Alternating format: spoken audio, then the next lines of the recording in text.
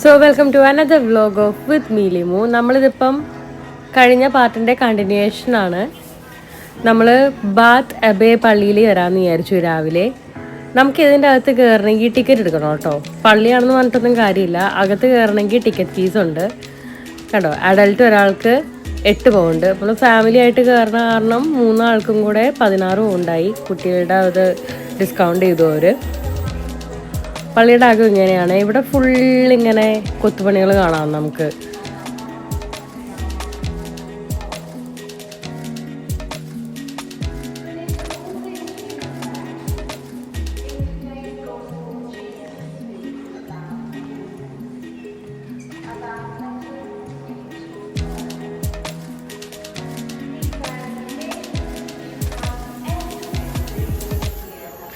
ഇത് കണ്ടോ, ഇതൊരു നോമൻ പിയർ ബേസ് ആണെന്ന് വെച്ചിട്ടുണ്ടെങ്കിൽ പണ്ട് 1400 കാലങ്ങളിൽ ഇവിടെ ആദ്യമായിട്ടുണ്ടാക്കിയ പള്ളിയുടെ പിയറിൻ്റെ ബേസ്. അത് എനിക്ക് തോന്നുന്നു ഇവിടെ ഇഷ്ടംപോലെ ഉണ്ട്. പക്ഷേ ഇത് പറഞ്ഞാൽ ഇവർ ഗ്ലാസ് ഇട്ടിട്ട് നമുക്കും കൂടി വിസിബിളായിട്ടുള്ള രീതിയിൽ വെച്ചേക്കാണ്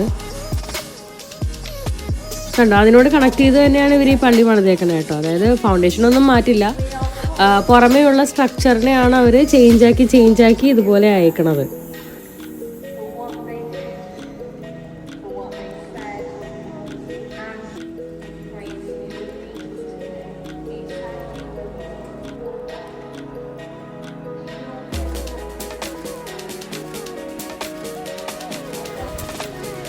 ഈ പള്ളിയിൽ നമ്മൾ ഈ ചവിട്ടി നടക്കുന്നതിൻ്റെ മുകളിൽ ഇതെല്ലാം കല്ലറകളാണ്. ഓരോരുത്തരുടെ കല്ലറയുടെ മുകളിൽ കൂടിയാണ് നമ്മളിപ്പോൾ നടന്നുകൊണ്ടിരിക്കുന്നത്. അവരുടെ പേരും ബാക്കി കാര്യങ്ങളൊക്കെ ചുമത്തേരിയിൽ എഴുതി വെക്കുന്നത് പോലെ തന്നെ ആ മാർബിളിൽ വെച്ചിട്ടുണ്ട്.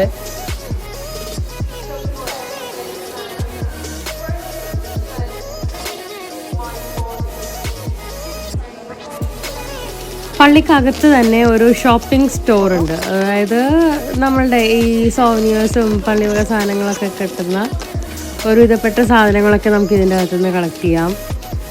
ഇതിനകത്ത് കയറണമെങ്കിൽ ചാർജില്ല. നമ്മൾ പുറത്തുനിന്ന് പള്ളിയിലേക്ക് കയറാൻ ടിക്കറ്റ് എടുക്കുന്നത് കാരണം ഇതും കൂടി അതിനകത്ത് ഇൻക്ലൂഡഡ് ആണ്.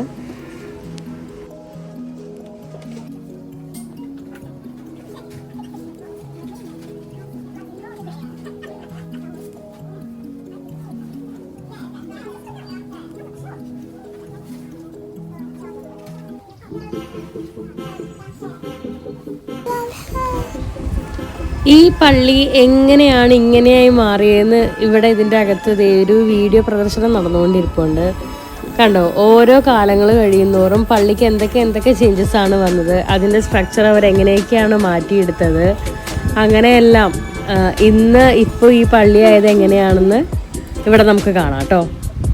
ഒരാളിവിടെ കാര്യമായിട്ടിരുന്ന് വരച്ചുകൊണ്ടിരിക്കുകയാണ്. അവിടെ പിള്ളേരെ എൻഗേജ് ചെയ്യിക്കാൻ വേണ്ടിയിട്ട് ഇങ്ങനത്തെ കുറച്ച് സാധനങ്ങളൊക്കെ ഉണ്ട്. അപ്പോൾ അവരെ അവിടെ ഇരുന്ന് വരയ്ക്കുകയും കളിക്കുകയൊക്കെ ചെയ്തോളൂ.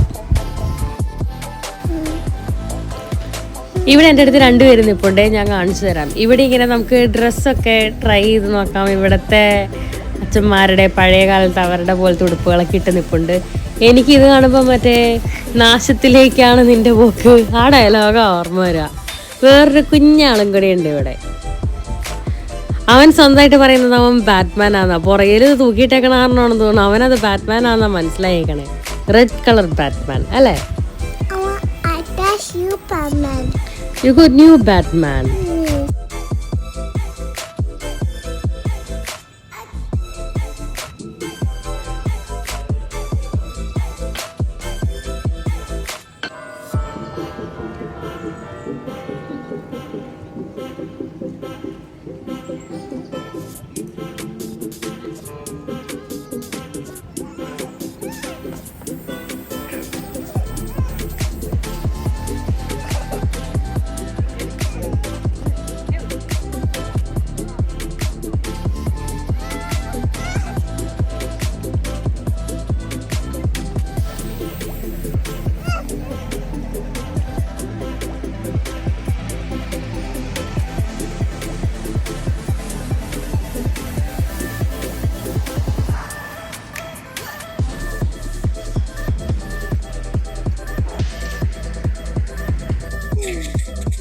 നമ്മളങ്ങനെ ബാത്തിൽ നിന്ന് ബ്രിസ്റ്റലിലെത്തി.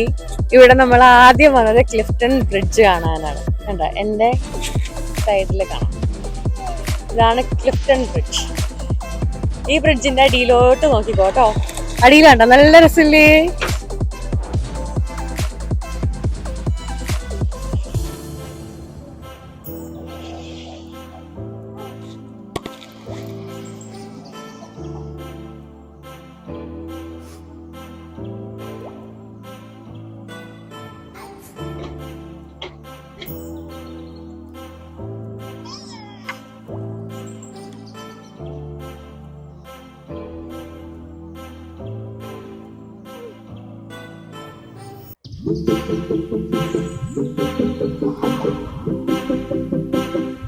അപ്പൊ ഇതാണ് ക്ലിഫ്റ്റണിലെ സസ്പെൻഷൻ ബ്രിഡ്ജ്. ഏകദേശം എനിക്ക് തോന്നുന്നു ഒരു 214 മീറ്റർ ആണ് ഇതിന്റെ നീളം എന്ന് പറയണത്. നമുക്ക് താഴേക്ക് നോക്കിക്കഴിഞ്ഞാൽ കാണാം, താഴത്തു കൂടെ A1 ഘോഷ് എന്ന് പറഞ്ഞിട്ടുള്ള നദിയാണ് പോയിക്കൊണ്ടിരിക്കുന്നത്.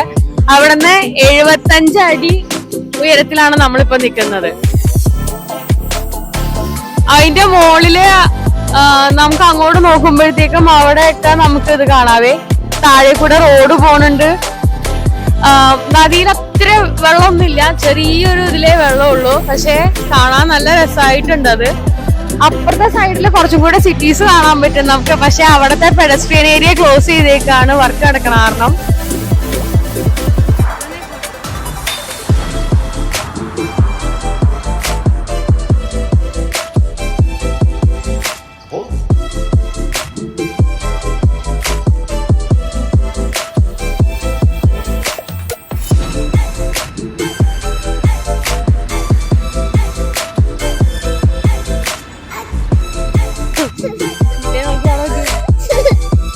അപ്പൊ അത്രേ ഉള്ളൂ നമ്മുടെ ബാത്ത് ബ്രിസ്റ്റൽ വിശേഷങ്ങള്. ഇവിടെ ഇപ്പൊ രാത്രിയായി തുടങ്ങി, ഞങ്ങൾ തിരിച്ച് വീട്ടിൽ പോവാണ്.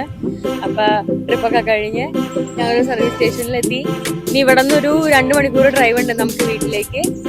അപ്പൊ അടുത്ത വീഡിയോ ആയിട്ട് കാണുന്നവരെ bye from Memin, Jefiya and with me Limo. By.